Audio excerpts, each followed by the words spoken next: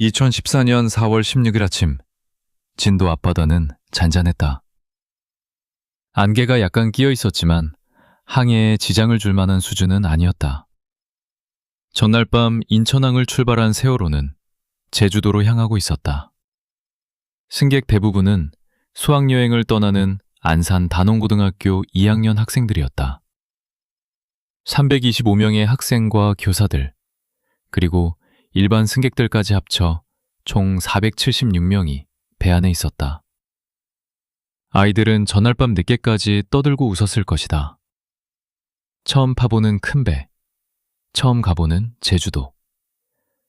일부는 아직 잠들어 있었고, 일부는 막 눈을 떠 아침을 먹으러 식당으로 향하고 있었다. 오전 8시 48분이었다. 배가 갑자기 오른쪽으로 기울기 시작했다. 급격한 방향 전환이 있었다. 나중에 밝혀진 바로는 세월호는 이 해역에서 항로를 바꾸면서 과속 상태로 무리한 조타를 했다. 화물은 규정보다 훨씬 많이, 그리고 제대로 고박되지 않은 채 실려 있었다. 배가 기울자 고박되지 않은 화물들이 한꺼번에 쏠렸다. 복원력을 이미 잃은 배는 스스로 돌아오지 못했다. 8시 49분, 세월호는 돌이킬 수 없는 각도로 기울기 시작했다. 그 순간 선내 방송이 흘러나왔다. 승객 여러분, 움직이지 마시고 현재 위치에서 대기해 주시기 바랍니다. 이 방송이 몇 번이나 반복됐는지, 누가 지시했는지는 이후 재판 과정에서도 완전히 정리되지 않았다. 당시 승무원 일부는 선장의 지시였다고 했고, 일부는 자체 판단이었다고 했다. 그러나 이 방송의 결과는 명확하다. 배가 45도 이상 기울어지는 동안 수백 명의 아이들은 그 자리에 있었다. 복도에 서 있거나 객실 바닥에 앉아 있거나 계단 난간을 붙잡고 있었다. 밖으로 나가지 않았다. 방송을 믿었기 때문이다. 국가가 운영하는 공식 여객선에서 나오는 방송이었으니까. 이것이 첫 번째 도미노였다.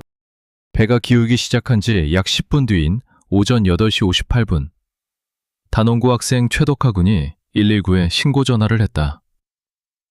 배가 넘어가고 있어요. 목소리가 떨렸다. 교신 기록에 남아있는 그 목소리는 아직도 공개된 자료 어딘가에 있다. 119 상황실은 즉시 해경에 전달했다. 오전 9시 6분, 세월호에서도 해경에 직접 신고가 들어갔다. 배의 정확한 위치, 기울기 상태, 승객 수가 보고됐다. 해경 목포해양경찰서 상황실이 이 신고를 받은 시각은 기록에 남아있다. 그로부터 해경 123정이 현장으로 출발하기까지는 수분이 걸렸다. 123정은 당시 세월호 침몰해역에서 약 16캐리 떨어진 곳에 있었다. 도착 예상 시간은 40분 난짓. 오전 9시 30분에서 40분 사이면 현장에 닿을 수 있었다. 배는 오전 10시 17분에 완전히 침몰했다. 수학적으로 골든타임은 존재했다. 해경 123정이 현장에 도착한 것은 오전 9시 30분이었다. 세월호는 그때 이미 50도 이상 기울어져 있었다. 그러나 완전히 뒤집히기까지는 아직 40분이 남아 있었다. 선체 일부는 수면 위에 나와 있었고 배 안에는 여전히 수백 명이 있었다. 구조대원들이 선내로 진입했다면 적어도 일부는 살릴 수 있었을 것이다. 이것은 사후 과정이 아니다. 당시 자력으로 갑판으로 나온 사람들은 거의 모두 구조됐다. 물속으로 뛰어들어 헤엄쳐 나온 사람들도 살았다. 배 안에 남아있던 사람들이 죽었다. 123정은 갑판 위에 나와 있는 사람들을 구조하는 데 집중했다. 선내 진입은 이루어지지 않았다. 이후 수사와 재판 과정에서 해경 지휘부와 123정 정장 김경일은 기울기가 심해 진입이 불가능했다고 주장했다. 그러나 같은 시각 민간 어선들과 주변 선박들은 이미 자력으로 탈출한 승객들을 건져 올리고 있었다. 진입 가능 여부에 대한 논쟁은 지금도 완전히 해소되지 않았지만 한 가지는 분명하다.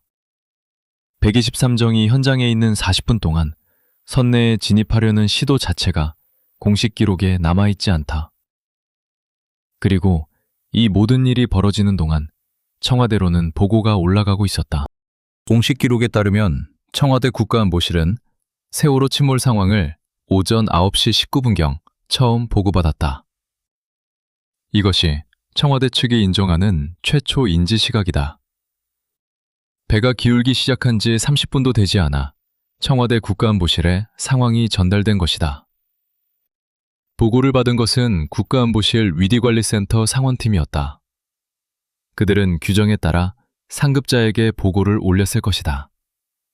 보고서는 작성됐을 것이다. 연락망은 작동했을 것이다. 그런데 대통령은 그 보고를 받지 못했다고 했다.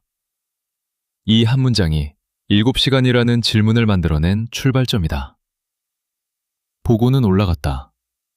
그런데 아무것도 내려오지 않았다. 재난 상황에서 최고사령관이 부재하면 그 다음 명령 체계가 작동해야 한다. 그렇다면 그 체계는 어디서 멈췄는가? 멈춘 것인가? 아니면 처음부터 연결되지 않았던 것인가? 이 질문에 답하려면 청와대 내부의 구조를 들여다봐야 한다. 청와대 위기관리센터는 24시간 운영되는 상황실이다. 군, 경찰, 소방, 해경 등 각 부처의 재난 상황이 실시간으로 지백되는 곳이다. 이 센터의 공식 역할은 대통령에게 신속하게 위기 상황을 보고하고 대통령의 지시를 관계 부처에 전달하는 것이다. 이론적으로는 세월호 침몰이 시작된 직후 이 센터가 즉각적으로 가동됐어야 한다. 국가안보실장이 상황을 파악하고 비서실장에게 연락이 가고 대통령에게 보고가 올라가는 경로가 존재했다. 2014년 당시 국가안보실장은 김장수 전 국방부 장관이었다. 비서실장은 김기춘이었다. 이 두 사람이 세월호 당일 어떻게 움직였는지는 이후 국회 청문회와 특검 수사에서 집중적으로 추궁됐다. 김장수 당시 국가안보실장은 청문회에서 재난 상황은 안전행정부 소관이라고 답했다. 재난 상황에서 국가안보실이 컨트롤타워 역할을 해야 한다는 인식이 없었다는 것이다. 안전행정부는 안전행정부대로 중앙재난안전대책본부를 가동했지만 그 위로 대통령의 지휘가 연결되지 않았다. 잡자가 자기 역할을 했다고 했다. 그런데 모두가 자기 역할을 했는데 아무것도 작동하지 않았다. 이것이 단순한 시스템 실패인지 아니면 누군가의 판단이 개입된 것인지를 가르는 핵심 질문이 여기서 나온다. 재난 컨트롤 타워는 법령에 명시된 공식 기구다. 재난 및 안전관리 기본법에 따르면 대형 재난 발생 시 중앙재난안전대책본부장은 국무총리가 맡고 그 위에 대통령이 최종 지휘권을 갖는다. 대통령이 직접 지휘에 나서지 않는다 해도 적어도 보고를 받고 지시를 내리는 최소한의 역할은 해야 한다. 이것은 재량의 문제가 아니라 법적 의무의 문제다. 그런데 오전 9시 19분에 청와대 위기관리센터가 최초 보고를 받은 이후 대통령이 처음 공식적으로 세월호 상황에 대해 지시를 내렸다고 청와대가 밝힌 시각은 오후 5시 15분이었다. 공식 보고인지 시각과 공식 지시 시각 사이에 약 8시간의 간격이 있다. 이것이 언론과 국민이 7시간이라고 부르게 된 시간대의 실체다. 정확히는 7시간도 아니고 8시간도 아닌 그 사이 어딘가에 있는 공백이다. 그리고 그 공백 안에 대통령이 정확히 어디서 무엇을 했는지는 2024년 현재까지도 완전한 형태로 공개된 적이 없다. 청와대의 첫 번째 공식 해명은 침몰 직후부터 나오기 시작했다. 대통령은 사면 보고를 받았고 지속적으로 상황을 파악하고 있었다. 이것이 초기 입장이었다. 그런데 이 해명에는 처음부터 구체성이 없었다. 몇 시에 서면 보고를 받았는가? 그 서면 보고의 내용은 무엇이었는가? 받은 후 어떤 지시를 내렸는가? 이 세 가지 질문에 청와대는 구체적인 답을 내놓지 않았다. 내놓지 못했는지, 내놓지 않은 것인지는 당시 알 수 없었다. 그 해면이 흔들리기 시작한 것은 세월호 침몰 다음 날부터였다. 해경 내부에서, 안전행정부에서, 중앙재난안전대책본부에서 서로 엇갈리는 진술들이 나오기 시작했다. 위에서 지시가 내려왔다고 말하는 사람도 없었고, 대통령께 직접 보고를 올렸다고 말하는 사람도 나오지 않았다. 보고를 받은 사람은 있었다. 보고를 올린 사람도 있었다. 그러나 그 연결고리의 맨 윗부분, 대통령이 실제로 무엇을 했는가에 대해서는 청와대만이 답할 수 있었고, 청와대의 답은 계속해서 모호했다. 그리고 바로 이 모호함이 그 다음 도미노를 쓰러뜨렸다. 오전 10시가 조금 넘었을 무렵, 대한민국의 주요 방송사와 통신사 화면에는 이런 자막이 떴다. 세월호 탑승객 전원 구조. KBS, MBC, YTN 거의 동시다발적으로 이 내용이 흘러나왔다. 당시 진도 팽목항에서 전화를 받고 내 아이가 구조됐다는 소식에 눈물을 흘렸던 부모들이 있었다. 일부는 짐을 챙겨 집으로 돌아가려 했다. 그 순간 배는 아직 완전히 침몰하지 않은 상태였고 배 안에 있던 아이들은 아직 살아있었다. 이 오보가 어디서 시작됐는지를 역추적하면 하나의 선명한 경로가 드러난다.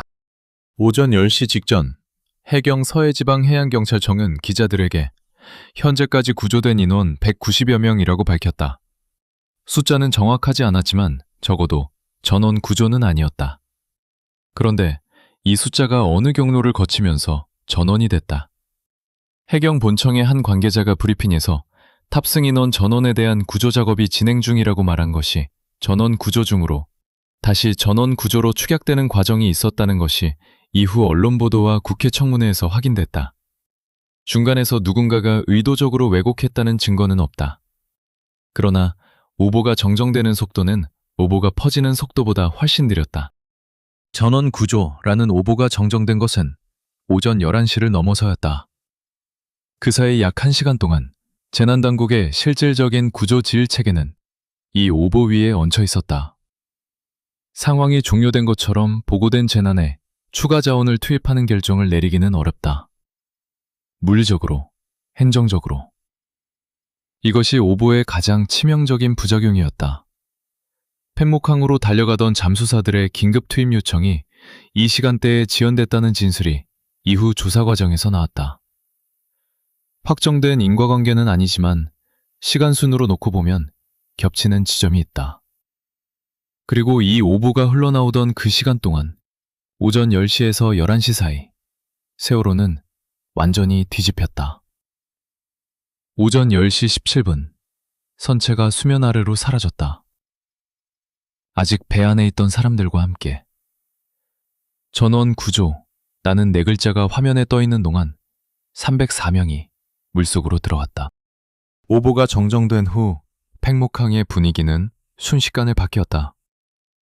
짐을 챙기던 부모들이 다시 주저앉았다. 전화기를 들고 아이의 번호를 누르는 손이 떨렸다. 연결되지 않는 전화. 바닷속에서는 신호가 잡히지 않는다. 그것을 알면서도 계속 누를 수밖에 없었던 그 손들의 이야기는 이후 수많은 증언과 기록으로 남았다. 그 부모들이 전원구조 오보를 처음 들었을 때 느꼈을 안도감이 정정 이후 더 깊은 절망으로 바뀌었다는 것도. 오보 문제와 동시에 중앙재난안전대책본부의 공식 발표 체계도 이 시간대부터 혼선을 빚기 시작했다.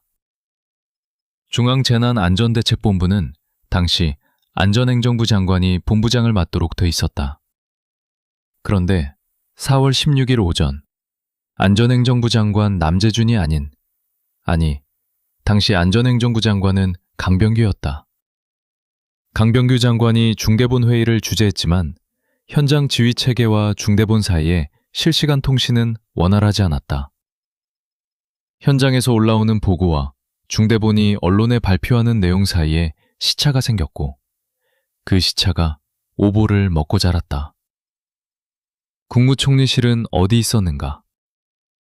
당시 국무총리 정웅원은 오전 중에 세월호 상황을 보고받았다. 그는 이후 현장을 방문했다. 그러나 재난 및 안전관리기본법상 총리가 중앙재난안전대책본부장을 맡아 직접 지휘하는 체계가 가동된 것은 하루가 지난 뒤였다. 침몰 당일 국가재난지휘의 최상단은 공백 상태였다. 이 공백을 이해하려면 청와대 내부보고 체계가 실제로 어떻게 작동했는지를 더 들여다봐야 한다. 청와대 위기관리센터는 행정적으로 국가안보실 산하에 있다. 24시간 상황팀이 돌아가고 각 부처의 상황 보고가 실시간으로 집약된다. 그런데 이 센터가 대통령에게 직접 보고하는 구조인지 아니면 국가안보실장을 거쳐 보고가 올라가는 구조인지는 상황에 따라 달랐다.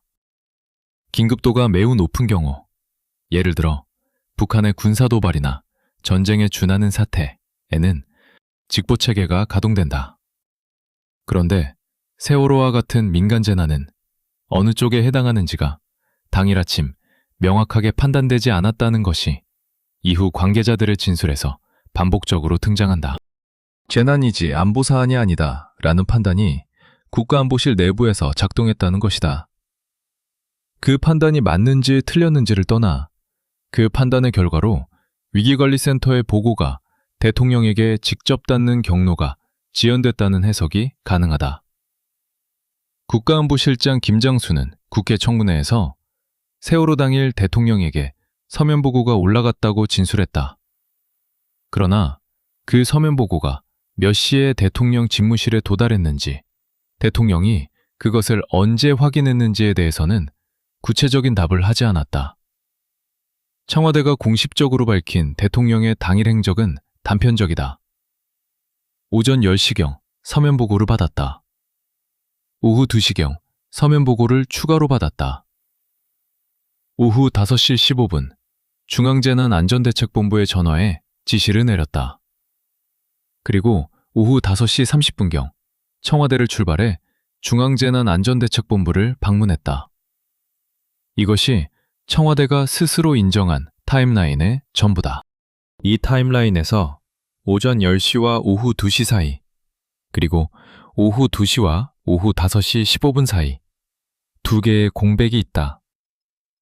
특히 오후 2시 이후의 3시간이 핵심이다. 이 시간대에 대통령이 어디 있었는지를 청와대는 끝내 명확하게 밝히지 않았다. 2014년 당시에도 이후 수사 과정에서도 청와대 대변인실이 내놓은 설명은 시간이 지나면서 조금씩 바뀌었는데 그 변화의 방향이 일관성이 없었다. 처음에는 관저에서 보고를 받으며 상황을 챙겼다고 했다. 그 다음에는 집무실에서 업무를 보고 있었다는 표현이 나왔다. 나중에는 머리 손질을 받는 등 개인 시간을 가지면서도 지속적으로 보고를 받았다는 내용이 조선일보 등 일부 언론을 통해 흘러나왔다. 이 내용이 처음 보도됐을 때 청와대는 즉각 부인하지 않았다. 그러나 사실 확인을 요청하는 후속 보도들에도 명확한 답을 내놓지 않았다. 머리 손질이라는 표현이 공론장에 퍼진 것은 그 자체로 하나의 사건이었다. 304명이 물속에 가라앉는 시간 동안 국가 원수가 미용 시술을 받고 있었다는 이미지는 사실 여부와 무관하게 당시 사회의 분노를 특정한 방향으로 집중시켰다. 청와대는 이 이미지를 공식적으로 부인하지도 인정하지도 않는 방식으로 대응했다. 이것이 침묵인지 전략인지는 알 수 없지만 결과적으로 공백은 더 깊어졌다. 이 공백을 메우려 한 첫 번째 공식 시도는 국회에서 나왔다. 2014년 7월 국회 세월호 국정조사 특별위원회가 구성됐다. 위원회는 청와대에 대통령의 당일 행적을 입증할 수 있는 자료 제출을 요청했다.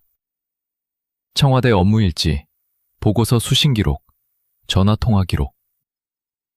청와대는 이 요청에 대해 대통령 기록물은 보호 대상이라는 답변을 반복했다. 대통령 기록물 관리에 관한 법률에 따르면 대통령 재임 중 생산된 기록물은 퇴임 후 일정 기간 봉인되며 재임 중에는 국가안보 또는 개인 사생활을 이유로 공개를 거부할 수 있다. 청와대는 이 법조항을 방패로 삼았다. 국정조사 특위위원들은 법적 경로로 자료를 받아내려 했지만 번번이 막혔다. 청와대가 제출한 자료는 이미 공개된 내용을 재정리한 수준이었다. 당일 대통령이 직접 수신한 보고서의 원본, 지시사항이 기록된 업무일지, 전화통화 내역, 이것들은 단 한 건도 제출되지 않았다. 특위 활동은 2014년 말에 사실상 종결됐고 7시간의 공백은 그대로 남았다.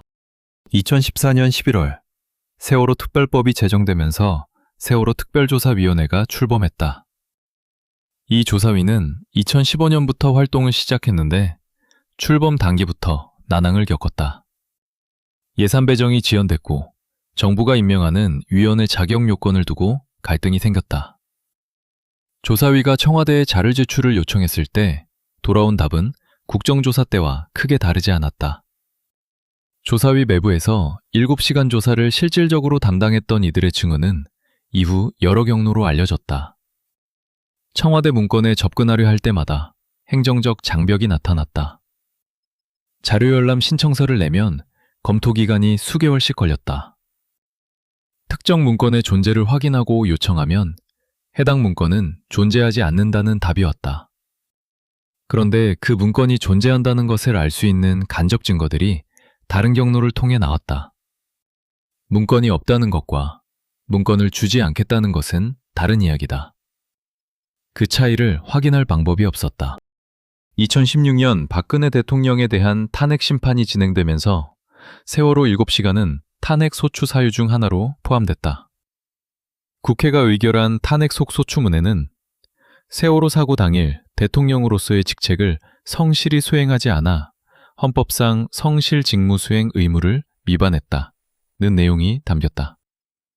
그러나 헌법재판소는 2017년 3월 탄핵 인용 결정에서 세월호 7시간 문제를 주요 파면 사유로 채택하지 않았다. 재판관들의 의견은 직무 태만이 있었다 하더라도 그것이 헌법 위반에 이를 만큼 중대한 사유인지를 현재의 증거만으로는 단정하기 어렵다는 방향이었다. 탄핵은 인용됐다. 그러나 7시간은 탄핵의 근거가 되지 못했다. 이것이 역설적으로 7시간 문제를 법적 영역 바깥에 남겨두는 결과를 낳았다. 탄핵이 인용됐으니 정치적으로는 이미 심판이 끝난 것 아니냐는 인식이 생기면서 7시간 자체에 대한 추가 조사의 동력이 약해졌다. 그러나 조사를 포기하지 않은 사람들이 있었다. 세월호 특별조사위원회가 2016년 활동을 강제 종료당하는 과정은 그 자체로 기록될 만한 사건이었다. 당시 정부는 특조위의 활동 기간을 두고 법 해석을 달리했다. 특조위는 자신들의 활동 기간이 2016년 말까지라고 봤고 정부는 2016년 6월에 이미 종료됐다고 판단했다. 이 법 해석 논쟁은 단순한 행정 분쟁이 아니었다. 특조위가 6월에 강제 종료된다면 그 시점까지 제출받지 못한 자료들에 대한 추가 요청 권한이 사라지는 것이었다. 청와대 관련 자료 요청은 그 시점까지 단 한 건도 완전히 이행되지 않은 상태였다. 특조위 조사관들은 종료 직전까지 자료를 확보하려 했다. 그 과정에서 일부 내부 고발성 제보들이 들어왔다. 청와대 내부에서 세월호 당일 관련 문건이 존재한다는 것을 알고 있는 사람들이 있었다. 그 문건들이 어디에 보관되어 있는지를 암시하는 정보도 있었다. 그러나 제보만으로는 공식 자료 요청의 법적 근거가 되지 않았다. 조사위는 그 상태에서 활동을 멈춰야 했다. 조사를 막은 것도 조사가 멈춘 것도 전부 행정문서와 회의록과 공문서의 형태로 기록에 남아있다. 어떤 자료 요청이 거부됐는지, 어떤 날짜에 어떤 이유로 열람이 불어댔는지. 이 기록들은 7시간의 내용을 알려주지 않는다. 그러나 7시간을 알아매려는 시도가 어떻게, 어느 지점에서 차단됐는지는 보여준다. 그리고 그 차단의 지도가 어쩌면 공백 자체보다 더 많은 것을 말해주고 있을지도 모른다. 2017년 5월 정권이 바뀌었다. 2017년 5월 정권이 바뀌었다. 문재인 대통령이 취임하면서 세월호 진상규명은 새 정부의 핵심 과제 중 하나로 공식 선언됐다. 취임 직후 청와대 경매에 세월호 희생자를 추모하는 공간이 마련됐고 문재인 대통령은 팽목항을 직접 찾았다. 세월호 진상규명을 끝까지 하겠다는 약속이 공개적으로 반복됐다. 유가족들은 그 약속을 들으며 다시 한번 기배를 걸었다.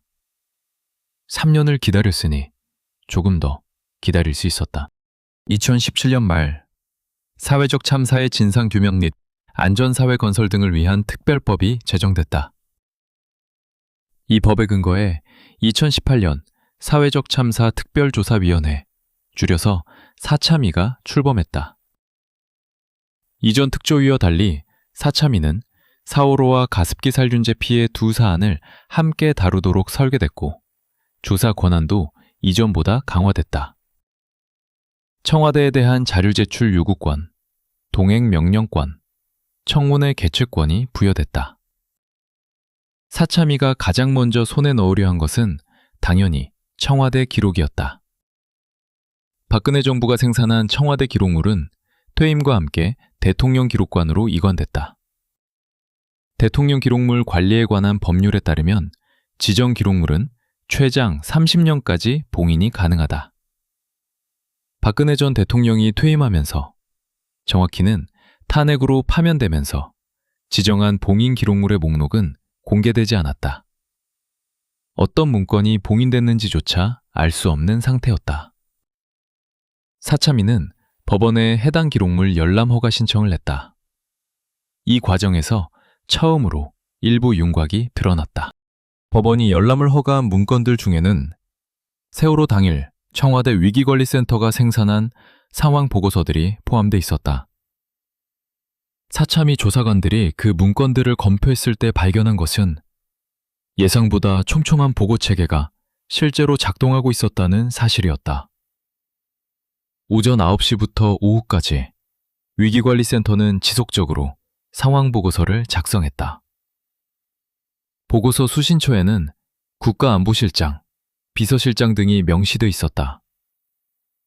보고서는 존재했다. 보고는 이루어졌다. 그런데 그 보고서들에서 결정적인 무언가가 빠져 있었다. 대통령이 그 보고서를 수신했다는 확인 서명이나 기록이 없었다. 보고서가 생산되고 수신처가 적혀 있다는 것과 그 보고서가 실제로 해당 수신처에 전달되고 읽혔다는 것은 다른 이야기다. 청와대 내부 문서 전달 시스템에서 수신 확인에 해당하는 기록이 세월호 당일 특정 시간대에 집중적으로 누락돼 있었다. 사참위 조사관들은 이것이 시스템 오류인지, 애초에 기록하지 않은 것인지, 아니면 사후에 삭제된 것인지를 판별하려 했다. 판별은 가능하지 않았다. 디지털 문서 시스템에는 수정 이력이 남는다. 그러나 수정 이력 자체가 없다면 처음부터 기록되지 않은 것인지 이력이 삭제된 것인지를 구분하는 것은 기술적으로 매우 어렵다. 사참위가 청와대 전산 시스템에 대한 포렌식 조사를 요청했을 때 그 요청은 행정적 이유로 수용되지 않았다. 시스템 접근 권한이 없었고 전산 담당 기관이 적극적으로 협조하지 않았다. 새 정부에서 출범한 조사위였는데도 전 정부의 기록을 담고 있는 시스템에 대한 접근은 여전히 제한적이었다. 공개된 것이 오히려 더 많은 질문을 만들어냈다는 것은 이런 맥락에서였다. 보고서가 존재한다는 것을 알게 됐다. 그런데 그 보고서가 누구에게 전달됐는지가 불분명하다. 전달됐다면 왜 반응이 없었는가? 전달되지 않았다면 누가 막은 것인가?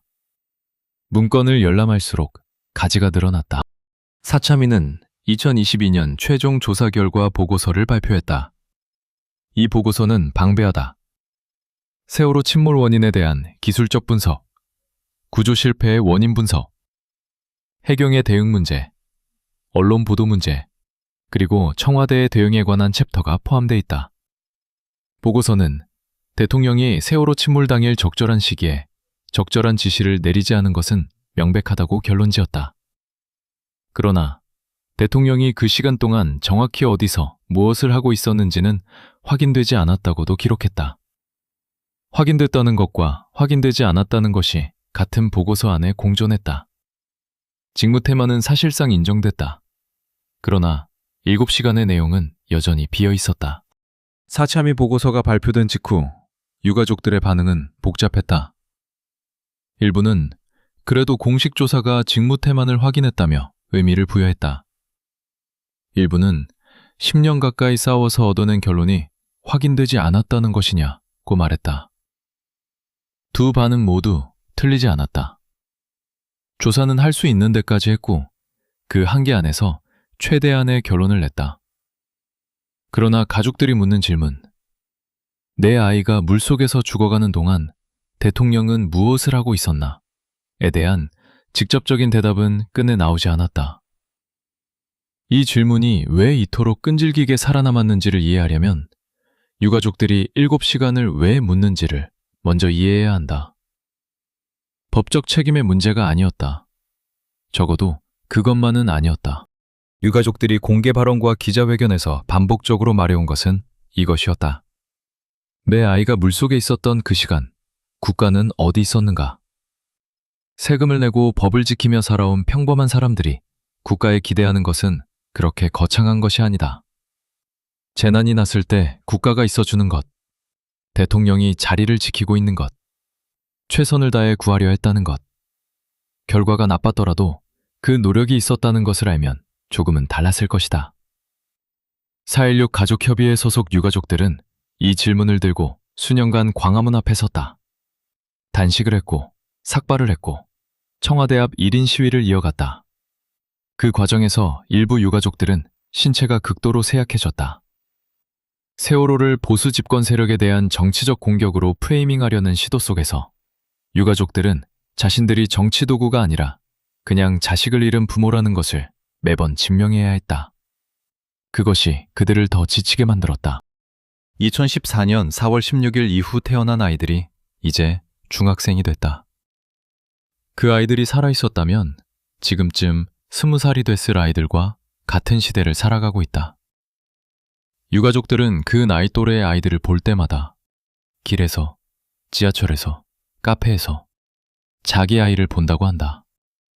그 감각은 10년이 지나도 사라지지 않는다고 한다. 7시간에 대한 질문은 그 감각에서 나온다. 논리의 문제가 아니라 감각의 문제다. 내 아이가 죽어가는 동안 이 나라의 가장 높은 자리에 있는 사람이 어디서 무엇을 하고 있었는지를 모른다는 것. 그 모름 자체가 상처다. 알아도 상처가 낫는 것은 아닐 것이다. 그러나 모르는 것은 상처가 계속 열린 채로 있는 것이다. 그렇다면 왜 10년이 지나도록 그 질문에 아무도 직접 대답하지 않았는가? 여기서 구조적인 이야기를 해야 한다. 한국의 대통령 기록물 봉인제도는 대통령의 직무 관련 문건을 최장 30년까지 비공개로 유지할 수 있도록 허용한다. 이 제도의 취지는 대통령이 정치적 부담 없이 민감한 외교 안보 사안을 다룰 수 있도록 보호하는 것이다. 그러나 이 제도가 세월호 7시간에 적용됐을 때 그 취지와 실제 효과 사이의 간극이 극명하게 드러났다. 외교 안보 사안의 보호가 아니라 재난 대응 실패의 기록이 같은 제도의 보호를 받게 된 것이다. 법원이 열람을 허가하지 않으면 사참위도, 특검도, 국회도 그 문건에 접근할 수 없다.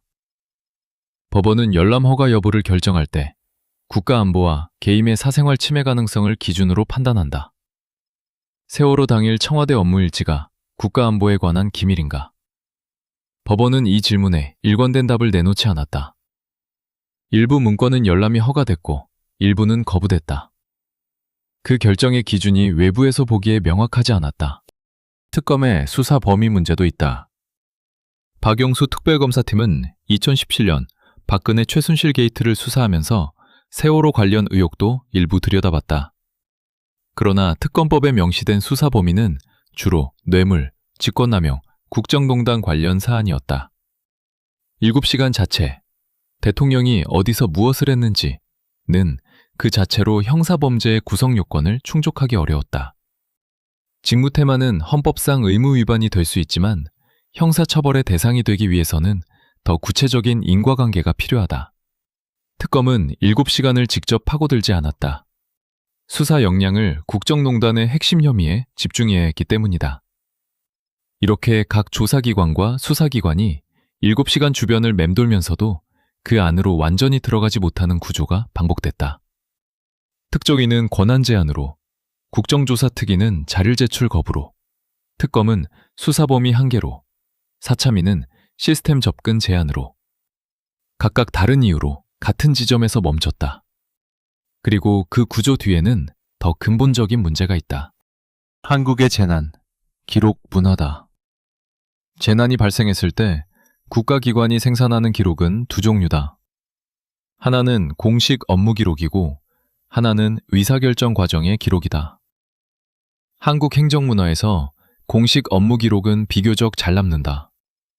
그러나 의사결정 과정, 누가 누구에게 무엇을 말했고 어떤 판단 근거로 어떤 선택을 했는지는 기록으로 남기지 않는 관행이 강하다. 구두보고가 선호되고 전화통화가 선호되고 회의 결과만 남기고 회의 과정은 남기지 않는다. 이것은 박근혜 정부만의 문제가 아니다. 한국 행정 전반에 걸친 구조적 관행이다. 기록이 남으면 책임이 명확해진다. 책임이 명확해지면 추궁이 가능해진다. 그래서 결정적인 순간의 기록은 남기지 않는다. 세월호 7시간은 이 관행이 가장 치명적인 형태로 드러난 사례였다.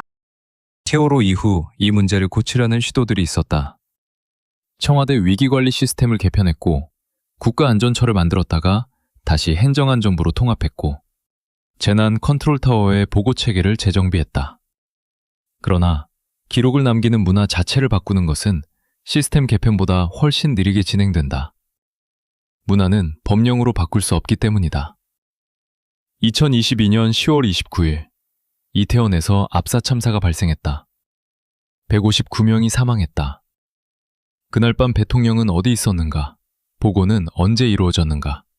구조지휘는 누가 했는가? 이 질문들이 또다시 터져나왔다.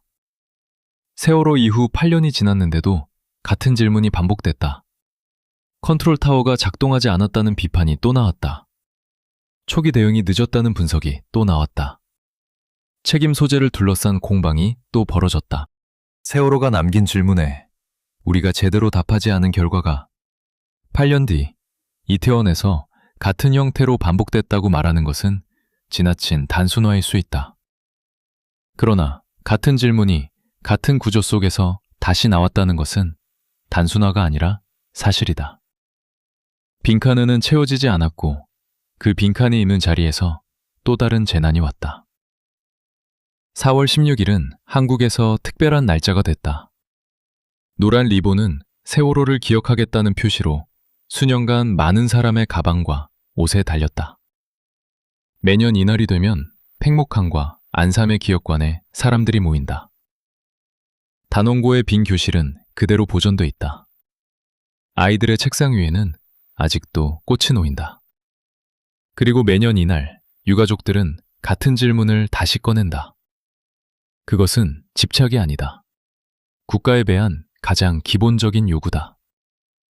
우리 아이들이 죽어가는 동안 당신들은 무엇을 했는가? 그 질문에 아직도 완전한 대답이 없다는 것은 단순히 한 전직 대통령의 개인 비밀 문제가 아니다. 국가가 국민에게 아직 지지 않은 빚이다. 7시간은 숫자가 아니다. 그것은 국가가 자국민에게 설명해야 할 의무의 이름이다. 그 의무가 이행되지 않는 한 세월호는 2014년 4월 16일에 끝난 사건이 아니다. 지금도 진행 중인 질문이다. 팽목항의 물결은 그날 이후 수만 번 밀려왔다 물러갔다. 파도는 기억하지 못하지만 사람은 기억한다. 그리고 기억하는 사람이 한 명이라도 남아있는 한 그 질문은 살아있다. 세월호가 침몰한 바다는 지금도 그 자리에 있다. 배는 인양됐지만 그날의 진실의 일부는 아직 수면 아래에 있다. 우리는 그것을 건져 올릴 의무가 있다. 남겨진 사람들을 위해서가 아니라 앞으로 이 나라의 배를 타게 될 모든 사람들을 위해서.